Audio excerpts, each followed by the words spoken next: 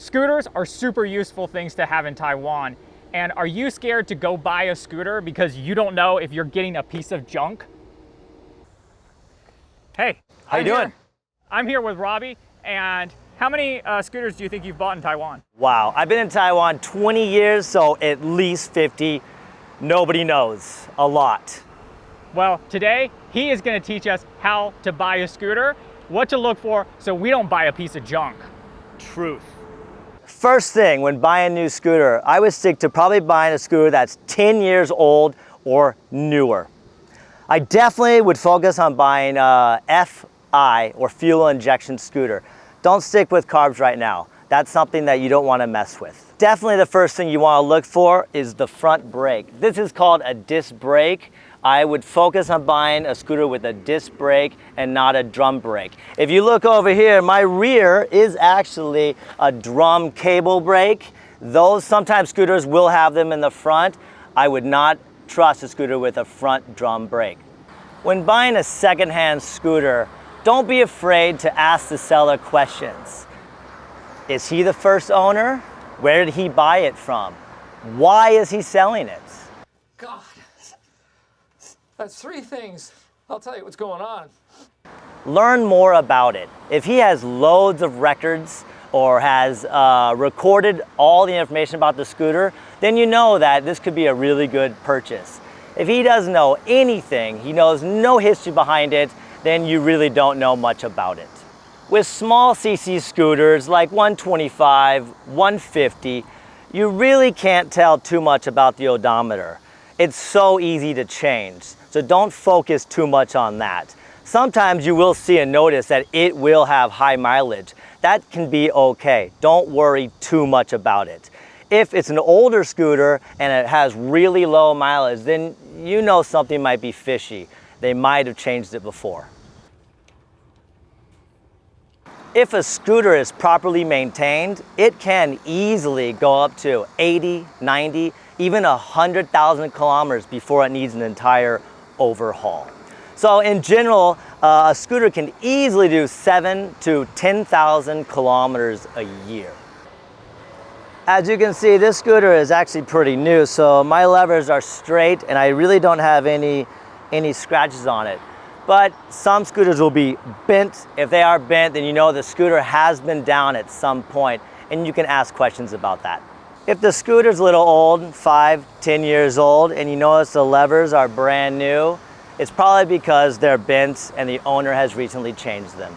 Other places to check for scratches to see if the scooter's been down would be the mirrors, the bars, and the exhaust or heat shield. Just visually check those and see if there's any scratches, and if so, ask about them because there's a good chance the bike has been down before. I do want to make a point. There is a difference between a scooter going down and a scooter having a crash. In the lifetime of a scooter, the chances of it just going down or falling over is pretty much 100%. It's so easy to knock over a scooter, or a big storm comes in, knocks it over. It happens. So with that would just be small scratches on the bars, the actual mirrors, and maybe the heat shield. But if a scooter has had a crash, if they haven't changed any of the fairings, there will be scuff marks, scratches all along. There'll be huge scratches along here. You might even see big scratches along with the front forks. You could probably see scratch damage possibly right around here. So that's a big difference.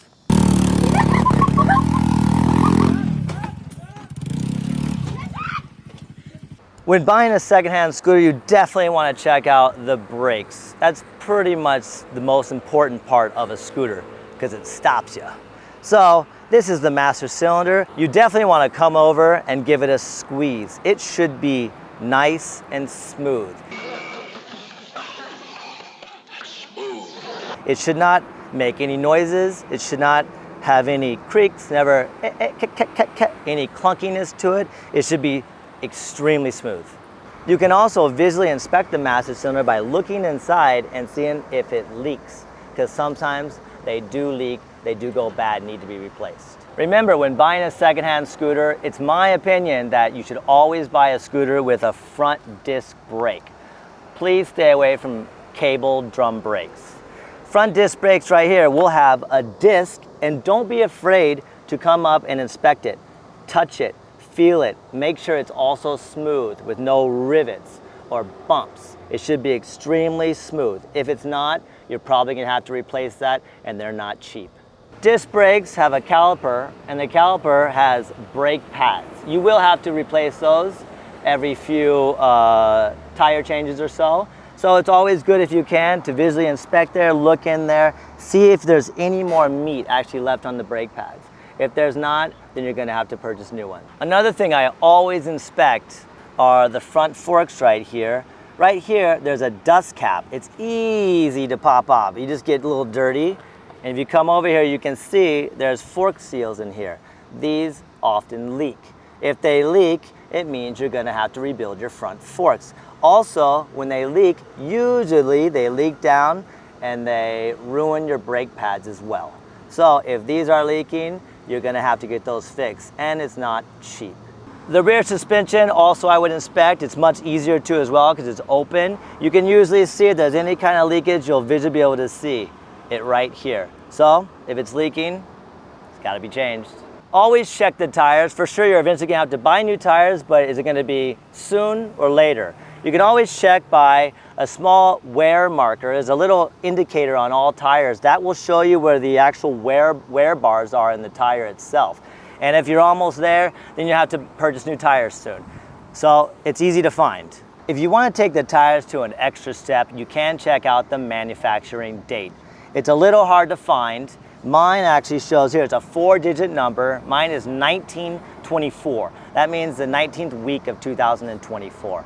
I personally probably wouldn't trust tires that are 5 years or older, but that is up to you. When inspecting a used scooter that you possibly might buy, you really should think about is always looking under the engine, okay? Go under there. If it's too hot, maybe you can get a rag and touch it, or you can just reach your finger and swipe. Look and see if there's any drops, any oil residue, anything like that, then you know maybe it could be leaking, you have a bigger problem. Also, when you first want to inspect a scooter, I personally always like to see if it's hot around the exhaust pipe. If it's hot, it means the seller has already started it, which means maybe it has a hard time starting.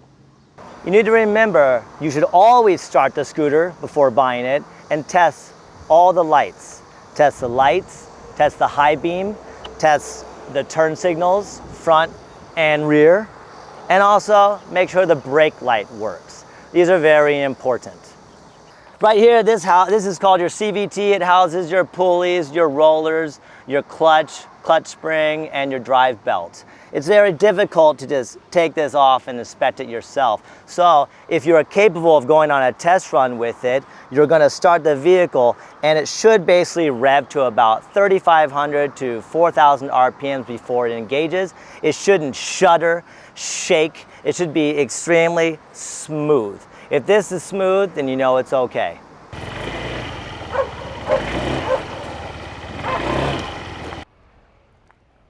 So Robbie, we got a lot to think about when it comes to buying scooters. Before I jump on a scooter and start riding it down the road like a maniac, hopefully not like a maniac, is there anything else that I need to know? The importance of a full face helmet. This is your brain.